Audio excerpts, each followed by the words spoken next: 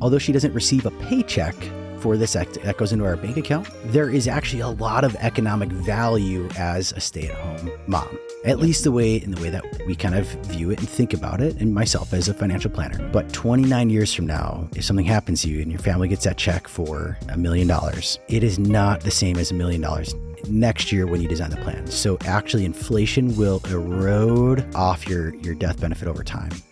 Information presented on this program is believed to be factual and up-to-date, but we do not guarantee its accuracy, and it should not be regarded as complete analysis of the subjects discussed. Discussions and answers to questions do not involve the rendering of personalized investment advice, but are limited to the dissemination of general information. A professional advisor should be consulted before implementing any of the options presented. Encompass More Asset Management LLC is a registered investment advisor with the U.S. Securities and Exchange Commission and only transacts business in states where it is properly registered or is excluded or exempted from registration requirements. Hey everyone, welcome back to another episode of the Ducharme Wealth Management Podcast. Today we are talking about the hot topic, not so hot to some people, of life insurance. Because here's the thing, there is so many influencers out there or wannabe influencers on TikTok or out in the communities selling this idea that, your way to freedom, your way to great returns, your way to not losing money is in life insurance. And it largely misses the boat, and it's entirely misleading almost always. And so we have seen some disastrous effects in our firm from it being misused. And what we find is when life insurance is used appropriately, it's a wonderful thing that can help protect families or business interests or other, I guess there's some other minor use cases. When used inappropriately, it's a disastrous ticking time bomb for people's financial lives. It is horrific. The damage that something that should be so safe and so secure, it's really kind of scary, the damage that it can do for a lot of people. So if you have been approached by one of these people selling life insurance, this is going to be a great episode for you to listen, because we are going to go over how to understand how much life insurance you need and what kind you should be looking at, what that should look and feel like. And hopefully we'll even equip you along the way with some really good questions that you should maybe be asking or things you should be looking into and considering as you're putting together what should be a complete plan, right? This is a planning conversation.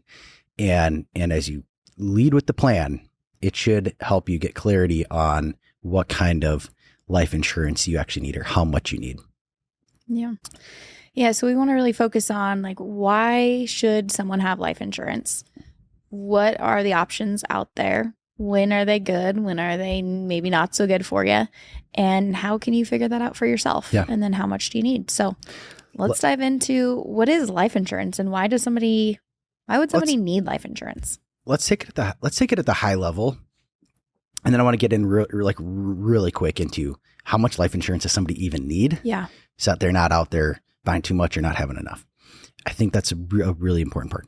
So life insurance is simply a insurance, okay, that you pay an insurance company money, typically monthly, to take the risk of you not being able to fulfill your financial obligations, typically to your family. Mm-hmm. Right. So what that looks like is, hey, I give an insurance company a set amount of premium or payment. And if something happens to me, look, as morbid as it is, if I die, they're going to come give my family a big check, mm-hmm. or whoever I named as my beneficiary. And so it's really no different in that manner than, hey, I pay a premium every single month. And if I run my car and, I get in a big car accident, there's an insurance company that shows up with a check and says, you can, here's money to buy a new car. Okay. And so that's what it's for. It's for, hey, if you're not around to fund the college, the kid's college, and that's important to you, and you told me you'd always pay for it, but you're not around anymore to actually do it. Mm-hmm. Do you either have assets that they can use, that can be used for that? Or were you still working in your working years that you were going to be able to, produce income and you were going to put money away and save? Well, now you're not going to be here to do that. So the insurance company steps in. That's all it is. It's that simple. Yep. It is largely that simple. That's 99% of it right there. Yeah. Totally. Yeah. So, let's jump into like how the way that we even approach. How do you calculate how much life insurance somebody needs? Like, where do you start with that process? Because there's so often the misconception is, I have $1 million in coverage. Is that enough? Or, oh, I've got life insurance at work. And then we look at it and it's like $50,000 or something. Or a common one is they give you a policy that gives you 1 year's worth of salary as a death benefit. Your family, so if you make $80,000 a year, your family would get a check for $80,000. Yeah. I mean, I think what a lot of people think is there's just going to be like a straight answer, like a super simple calculation. Yes, you can. But I think when you really get down into it, you want to have a planning conversation. You want to understand, what is this life insurance going to be doing for me? Like, am I going to have a spouse that's left behind that needs if you're in your working years, you're primarily the breadwinner, you're going to have to replace that income amount. Is your spouse going to be able to go to work and replace some of that income need or not? Do you have young kids, or what are the expenses like around that? What assets do you have available? We really need to go into that, like you said before, a planning conversation and figure out, what are your needs? What are your goals? And how is this going to, what is this income replacing? Right. Yeah, I think the call out here is that financial planning is personal financial planning. And this is an insurance that somebody buys in order to take an obligation that they've made or they feel they have. Okay. And if they're not around to fulfill that obligation, somebody is there. There's something in place to make sure that it's still fulfilled, which is important to them. Right. Yeah. And so now it becomes so personal because you can't say, well, if somebody has $1 million, they should be good. Because if you've promised all your kids that you're going to pay for them to go to Harvard Medical School, right, your insurance need is going to look a lot different than the person that is, has a big trust fund he already inherited from his family and got equity compensation for working at NVIDIA. And he's got, $10 million. And he was like, I told my kids I'd pay for community college, or I didn't tell them I'd pay for anything at all. I don't have any debt. Like, that guy might not need insurance at all, right? There's enough assets potentially. So you have to sit down, and if you're married or have a spouse or partner in however you're choosing to do your financial planning, you sit down, and the first step is to look at what are the obligations you currently have, right? Is the way that we like to do it. Now, you don't have to do this, but the way that we recommend doing it is looking at, what do we owe? That's like the first step, right? Like, what expenses? What do I have that is out there that I have to pay and cover? Before I provide the luxuries to everyone, what mess am I leaving behind, right? So, do I have a mortgage balance? Student loans outstanding, big, student loans, mortgages, auto loans. Revolving debts, like maybe credit cards, if you've got large credit card debts. The HELOC you put on the house or think you're going to put on the house to, fund that kitchen remodel, whatever it might be.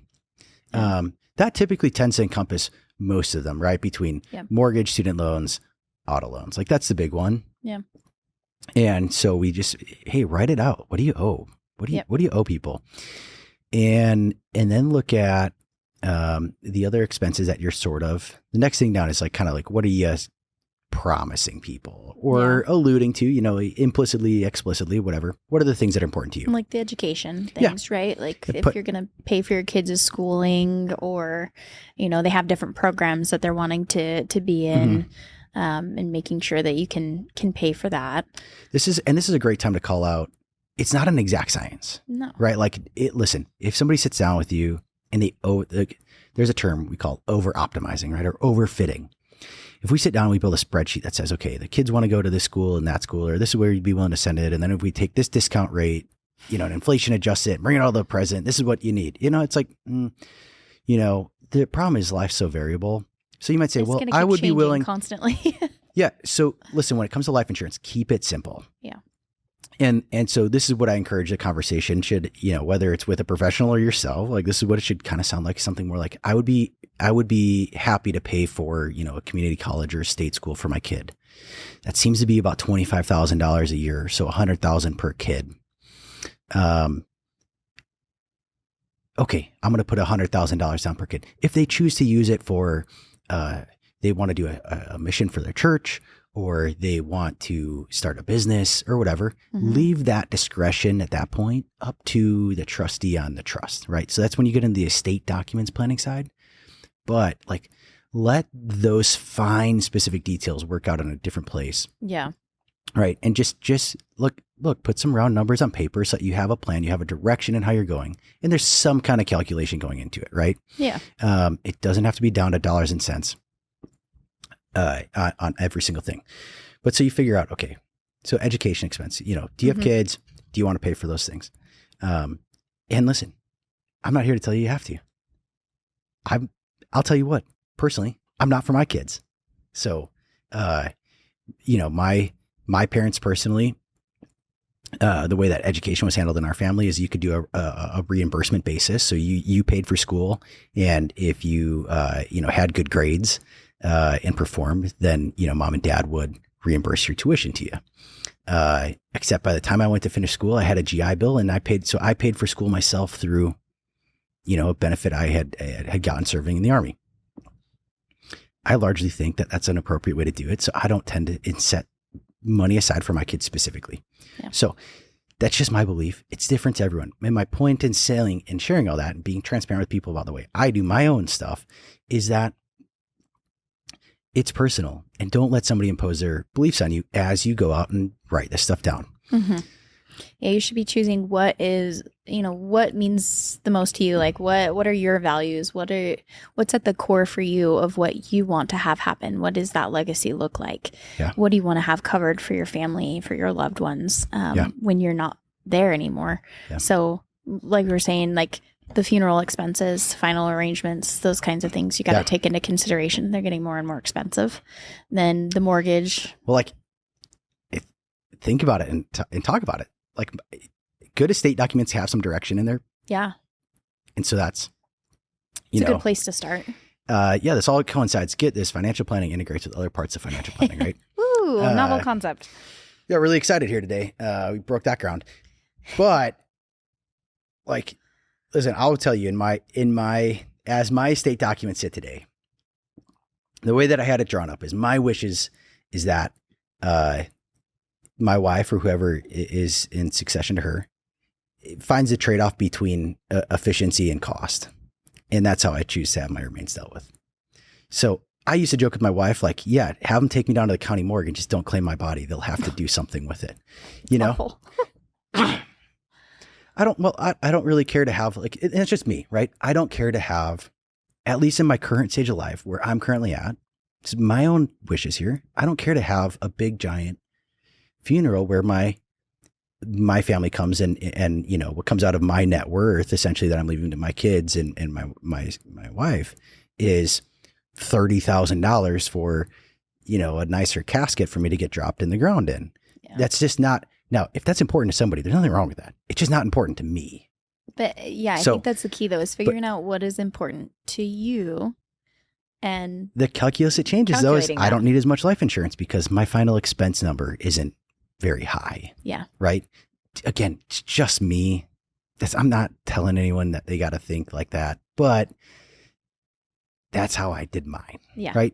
So I just illustrate, there's a lot of different ways as you get in this that you're going to be able to put some numbers on paper and make those adjustments for yourself. Don't this whole just thing because about somebody else has this amount doesn't mean that you should have that same amount. This whole thing about take how many years you have left of working times your income, and that's how much you should have for life insurance. That's what a shortcut joke, in my opinion. Yeah. Right. It's just a really basic. This conversation takes 20 minutes, 20, 30 minutes. You usually can do this. So take the time. We're going to tell you exactly how to do your own math here. Okay. So we got final expenses. We got debts. Education expenses. Let's talk about some other things, some of the things that people often forget about. And that is the emergency reserve, right? So, hey, your life just blew up. Do you want to put any additional money aside to just say, hey, let's pad the bank account, right? Yeah. A lot of us have at some point had that experience financially where you just don't have a lot of money in the bank. And you think, man, if I had extra money in the bank, my life would be less stressful. Yeah. You can leave that number. Childcare. So here's That's a an good interesting dynamic when kids are involved.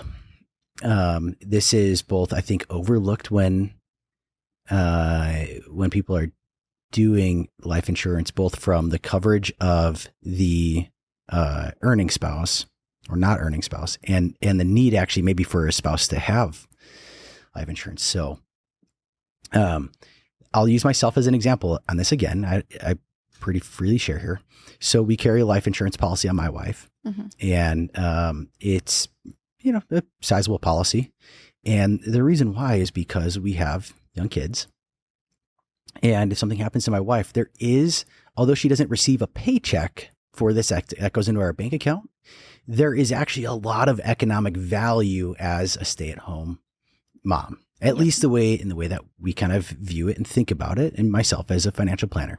So the equation I'm trying to solve for is if something happens to her, right?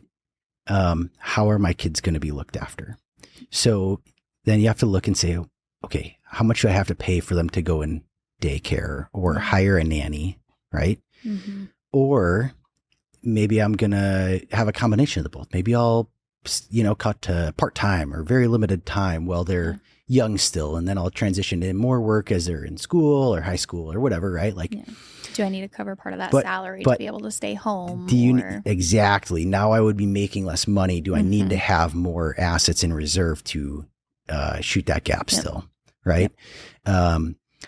So, for me, like, and it's not just the childcare, I would say, especially for guys that have a stay-at-home wife or a stay-at-home partner of any kind, I will tell you, I do not shortchange the economic value they bring to your life. My wife, she really does a lot. So if you start thinking about the numbers of like, what would it cost for me to have somebody do my grocery shopping, prepare my meals, do laundry, a cleaner around the house, childcare for the kids, all those things that enable me or support me to come do what I do and help other people and produce an income for our family.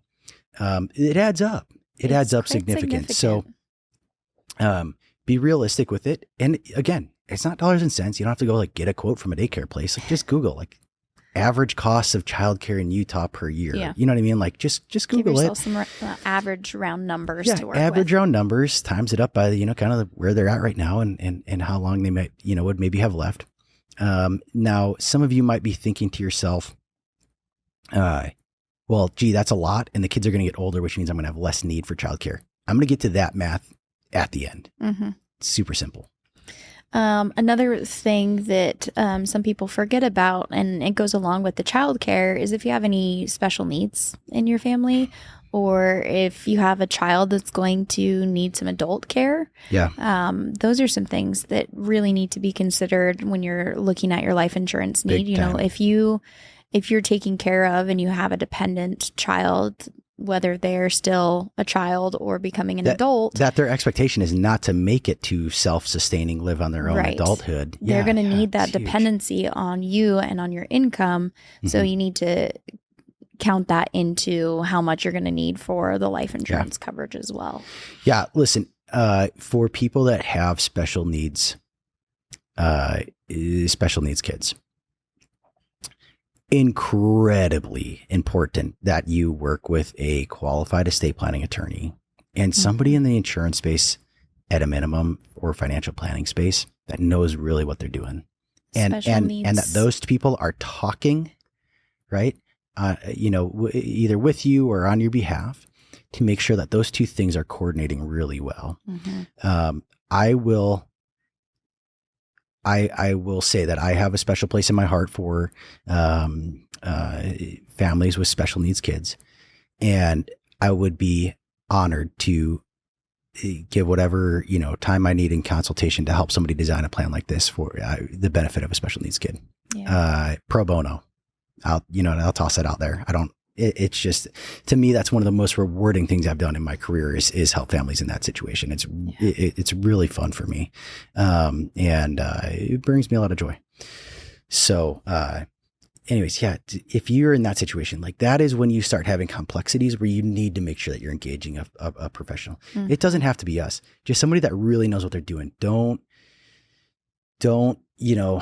hire the guy that is, sending out, coupon mailers for the estate plan and the insurance agent that's knocking at your door. You know what I mean? You get, that's some complexity. Same if your net worth as a family is like going to be over that estate threshold, which is like $26-ish million if you're married, right? You got some complexities. You really got to be engaging with some really good professionals. But, most people are just trying to figure out, hey, is this life insurance from work enough? Yeah. And that's what this conversation's for.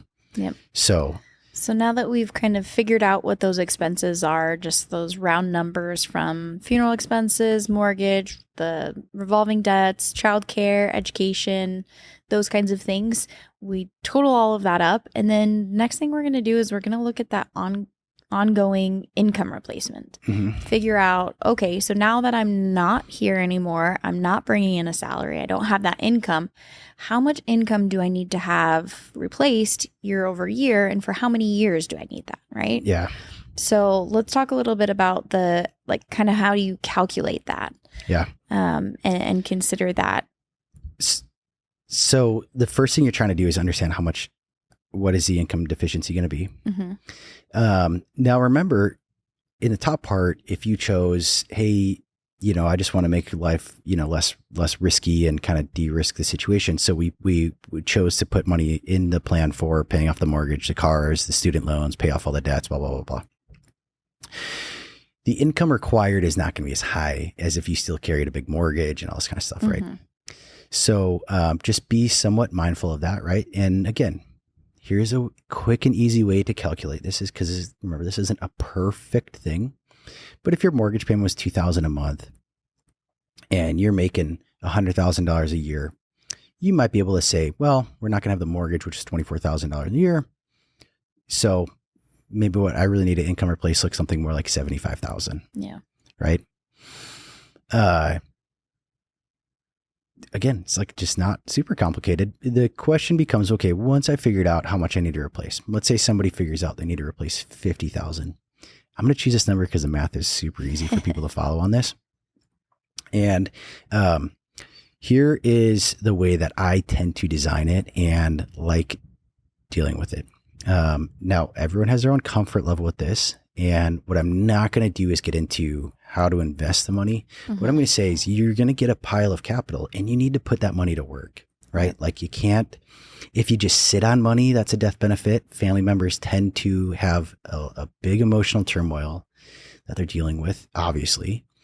And emotional decisions tend to lead to bad spending decisions. Yeah. Not unique to any one person. That is just, it's wired in us as humans. Yeah. It's not any person in particular. It's just all of us, right? So you got to put the capital to work. Now, here's the deal. Interest rates the last couple of years have been really high. And so you've been able to park money in a high yield savings and make 3, 4, 5% or money market. And it's been great. Historically, what they call high real yields or real interest rates. Now, an important concept that we're going to kind of deviate from the life insurance component and make sure that we touch on this because it's so important to the life insurance planning piece is understanding what real rate of return is, right? So, real rate of return is really simple. It is this. It is your return, what you think your return is at, now, minus the rate of inflation. Yeah. Okay. And that's what your real return is. And so, this is where I help people try to understand, like, if you are saying, hey, I got this thing and it can do, 5% a year. How great. And I say, you're going to have a really hard time retiring on that. And like, it's just a little bit less than 7. I'm like, well, no, from a purchasing power perspective down the line, it's going to be way less than 7. Yeah. Not because the compound interest, yes, is one major effect, and that is going to majorly drive the bus the further you run it out. However, what you're talking about is a significant difference in real return. Because if you say, okay, well, inflation is going to run at, let's call it 3%, is typically the number for modeling. We typically tend to run inflation expectations about 3% and then stress test at 4 or 5%. But 3%, and you get a 5%. That's only a 2% real return, right? Your purchasing power is only going up by 2%. 7% is a 4% real return. This is twice double the real return, right? It makes a big difference. And so here's what you have to do now. So that's real return. So let's bring it back to, okay, you just got, all the money, you paid off your debts, whatever. You got everything all set up. Money's in the right spot. Now you're going to invest it because that's what you're going to do with this extra $1 million, right? So you paid off the mortgage, everything else. And let's say you have $1 million left. You're trying to replace $50,000 in income. One person might say, well, you could take 5%, just get 5% and that's your $50,000 a year. And that is certainly one way to do it. The problem is that you just get $50,000 a year. And this is largely the same problem that index annuities can have for people in retirement when you don't think about the inflation component side. And so 50,000 seems great this year.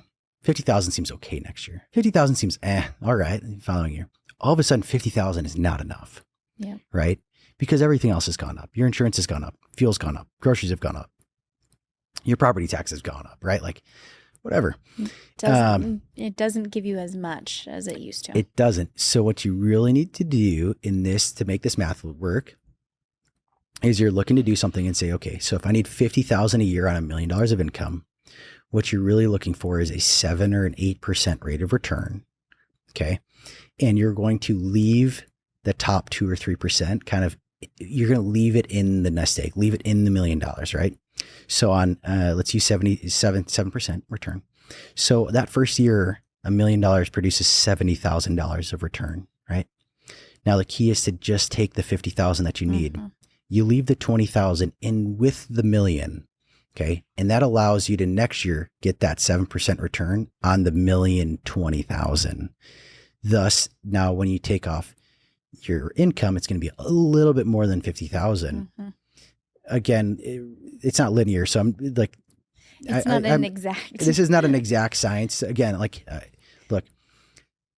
however you design your portfolio and your investments is a different conversation. I'm just saying this is how the math works. And that's how you inflation and adjust up your $50,000 continually, right? You got to keep the goose that lays the golden eggs. You know what I mean? And if you start dipping into that principle, you'd be surprised how fast it draws down. So you got to grow the principal with inflation so that you can harvest off the income in an inflation adjusted manner. But that's generally too, for income replacement, what I'll tell people is generally the number that I'm looking at is $1 million gives you 50,000 in income replacement. It's kind of the way that I tend to do it. Again, people's particular risk tolerances might vary, or the way that they design their plan. Or if you might say, well, I have a pension my spouse gets that changes how much income's needed. Or if I already the don't frequency have of income, debts, or there's a lot of different stuff at play. But that's generally how I'm doing. Like that's a quick, back of the napkin. Yeah, I want to replace $25,000 a year of income. Okay, you need $500,000 in benefit after the ongoing income replacement. Yeah, you need that after. Remember, you still got to pay off whatever mortgage you had, cars, student loans, right? All the rest, right? You get down to that.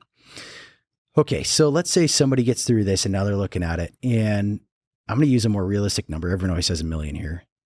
It's probably $1.5 or $2 million is what somebody tends to really need these days. So by the way, your $100,000 policy at work probably isn't sufficient. No. But if you think it is, just run through these calculations that we've just done and you see for yourself. Okay.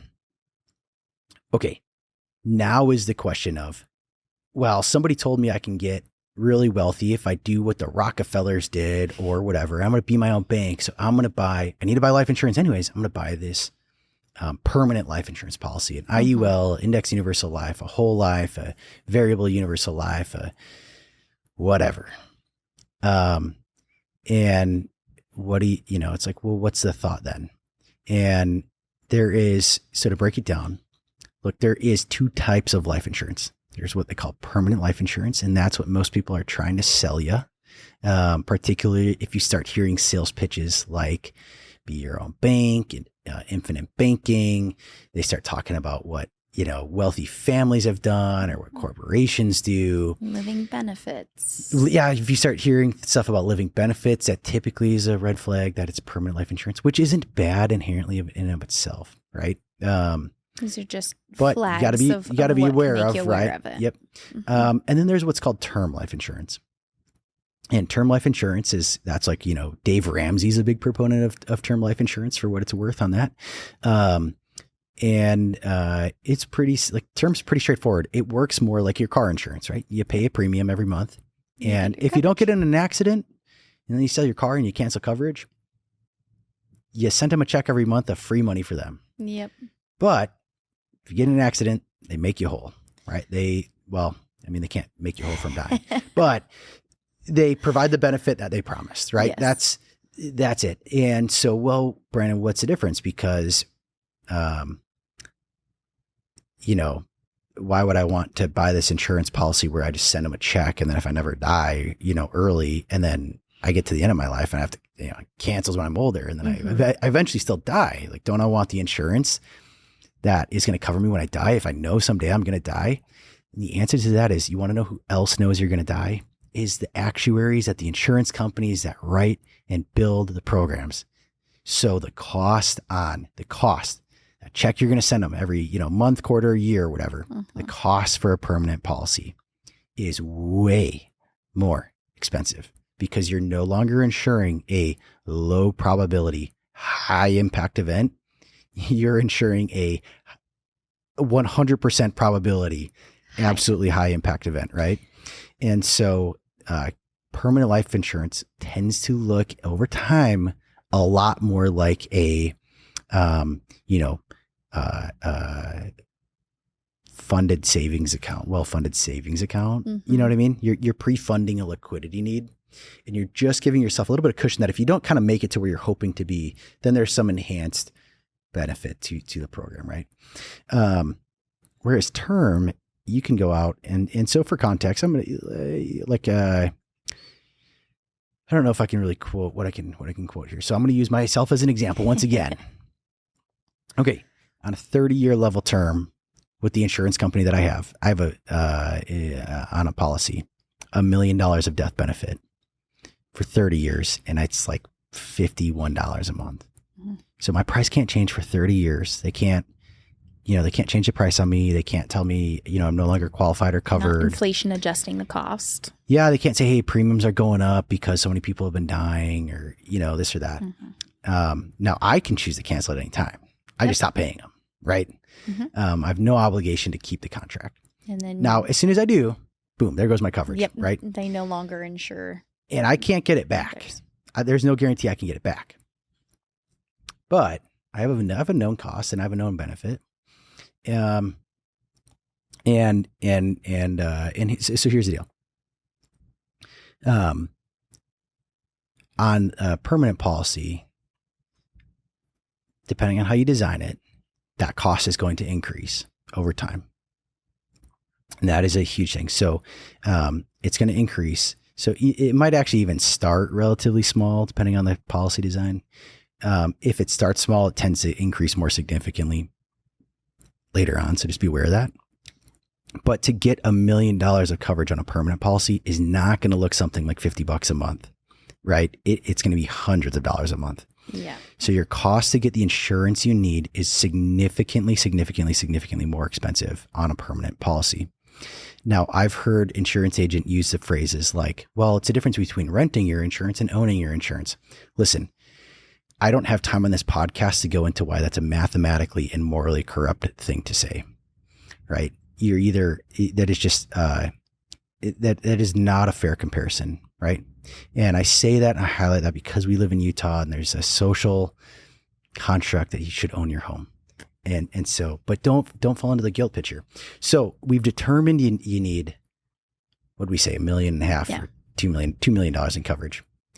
Okay. The default for most people, in my opinion, it should be term. Yeah. Right. You're going to be able to get the most sort of bang for your buck. It's simple, it's cost effective, and you know what you're getting. Yep. Right. You can cancel at any time, but as you're growing your assets over time, That's kind of the goal behind it. And the thought process is, as you're getting older, your need for that insurance is getting less and less and less over time, right? Because you're able to self-insure, which means that your assets are greater than your liabilities. You're not going to have as much need, right?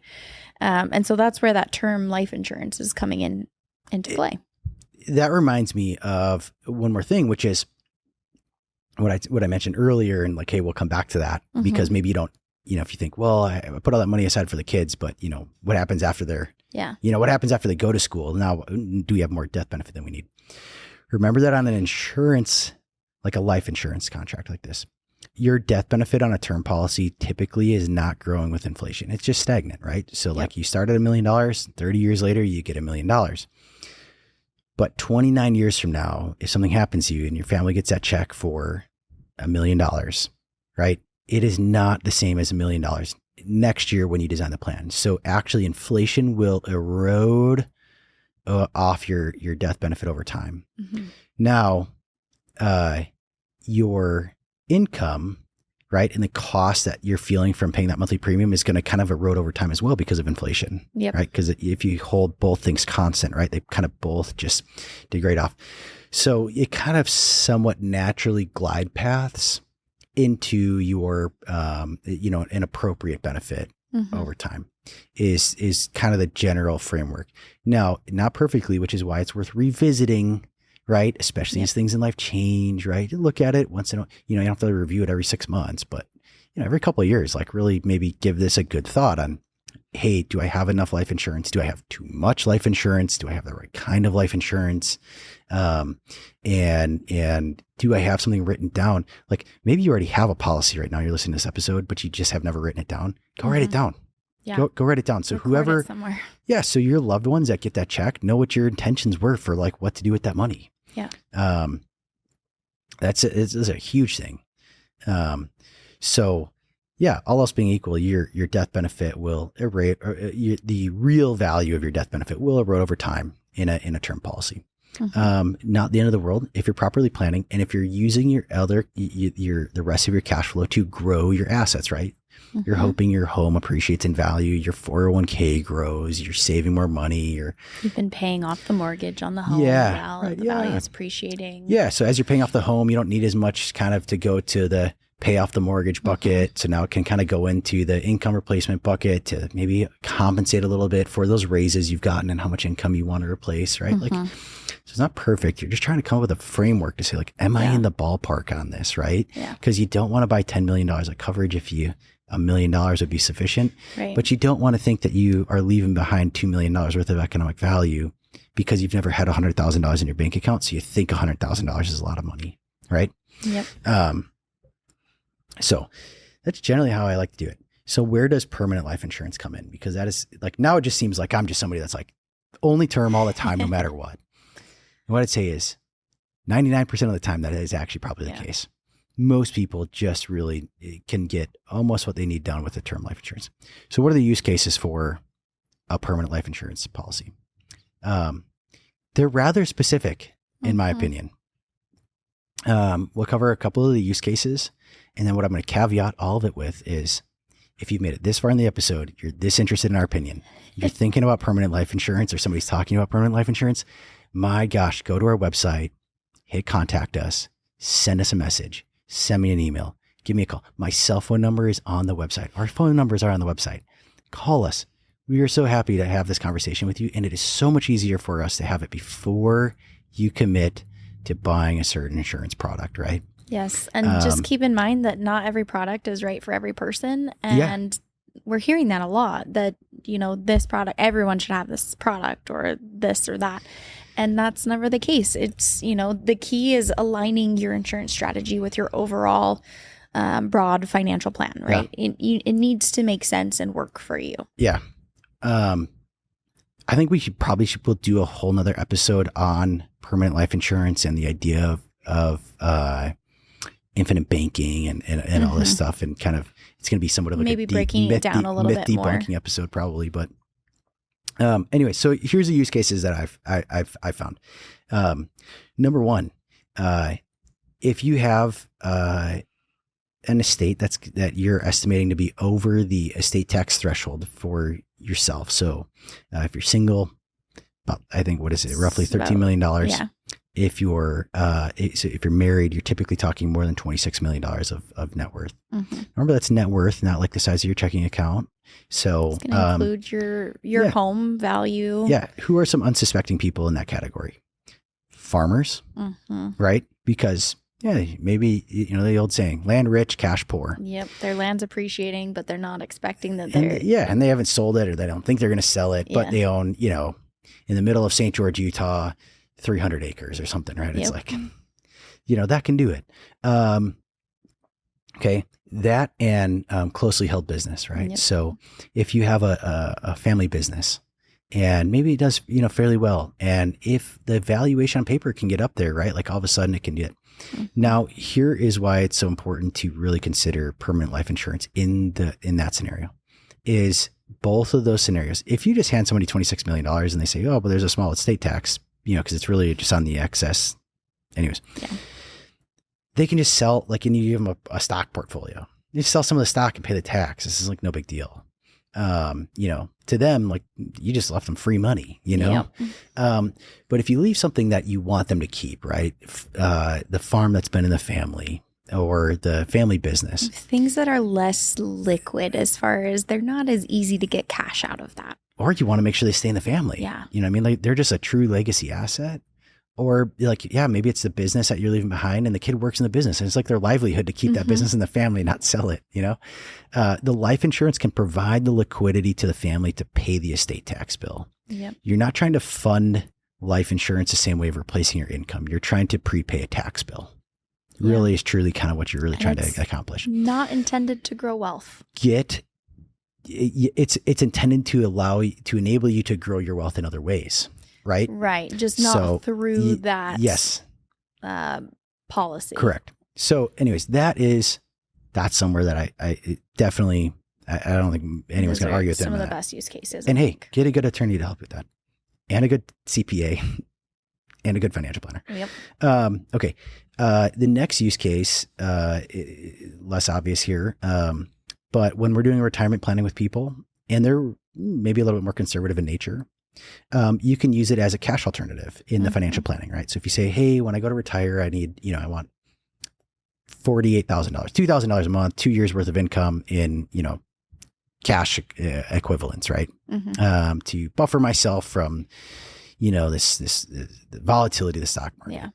Yeah. Great place to consider setting up a permanent life insurance policy and fund it in such a way where you say, and here's where they start to work together, is you say, I had a need for $2 million of death benefit. But if I fund, and I'm just pulling numbers out of a hat here, $200 a month into this whole life or index universal life policy, then when I get to my target retirement date, I should have $48,000 of cash value that I can borrow against at any time. And that policy would come with, let's say, $300,000 of death benefit. Well, now what I need is, what I would want to do in that case is go get that permanent life insurance policy, because it integrates into that income planning side and the retirement side of things in a very specific way. And then you would just go get maybe like 1.7 million of term life insurance still. So you still have in aggregate all of the life insurance protection you wanted and needed. But those two things are working together at that point. Yep. And you're doing that through the lowest premium possible until you're not, wasting money on the costs of insurance or all of the additional fees in there. But you're still being very strategic about what your goals are and how you're going to meet that. Yep. Yeah. The other use case is, and I think this one is even less commonly talked about, optionality for kids. So there is, and this is super niche. I never know how to say that word. Hey, there's not a lot of people that talk about this, and there's not a lot of carriers that do it, but there are some policies that you can have what they call guaranteed insurability riders.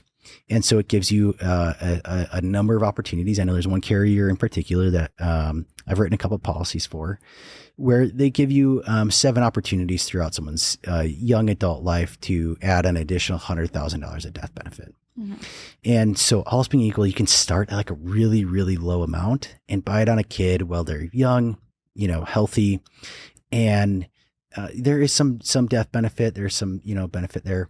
But really what you're trying to pay and pre-fund is this idea that if your kid gets to be a teenager and they come down with a serious medical condition, or you find out they have, something like diabetes or cancer or MS or major, mental health struggles or challenges, that as they become an adult and they end up in, growing their own family and they would want life insurance, but they can't get it. They're no longer insurable by those insurance Or companies. the insurance premiums are so expensive, it's not even practical, right? Yeah. That is really a tough situation to be in for a family, in my opinion. And so there's a way you can get on kids, something that has this optionality where it allows you to start out really small, but then as they hit kind of key milestones, they can increase the coverage. And so it's still not going to be as much as you want when they have that kind of uninsurability, but it's going to be at least something. Okay. Yeah. And then you're not just like paying a ton of money for something that they may or may not, utilize. Yeah. Now here's my word of caution on that that is not the, $2 a day for Gerber, whole life situation, right? Yeah. That's a really specific design. And I try to help people understand like that you got to be trying to prioritize that for specific reasons. So in my opinion, right, that comes after, again, totally my opinion here. That comes after funding all the stuff to take care of yourself, right? Yeah. So that comes after, hey, I have my own insurances. I have my own life insurance. I have my own disability insurance. I'm funding my 401k. We own a house. We're, we're debt free. We are putting money away in a brokerage account. We funded Roth IRAs. We've done all this stuff. We still have a little bit more that we can save. We're meeting all of our financial goals. Let's take a little bit of money and buy this optionality on the kids. That's when you consider it. And if there's, if you know that that's going to run in your family, if there's, some genetic things that there's a much higher chance for your kids, and that's when you can start considering that as well. But I definitely agree that you should be meeting these other goals first and setting yourself up. It's kind of like the initial of like, gosh, now I'm going to lose the words, but basically just like the rule of thumb, like you start taking care of yourself before you can focus on taking care of your kids. If you're, if you ever fly in an airplane, you have to be able to put your own mask on before you can help anybody else put their mask on. And remember, the reason why that is because if you try to help somebody else put their mask on before you put yours on, someone else is just going to end up having to help you. Yep. Right. So it's not that you look out for yourself first. It's that you got to make sure you're at a place where you're able to help somebody else without just becoming a burden to the next person down the line.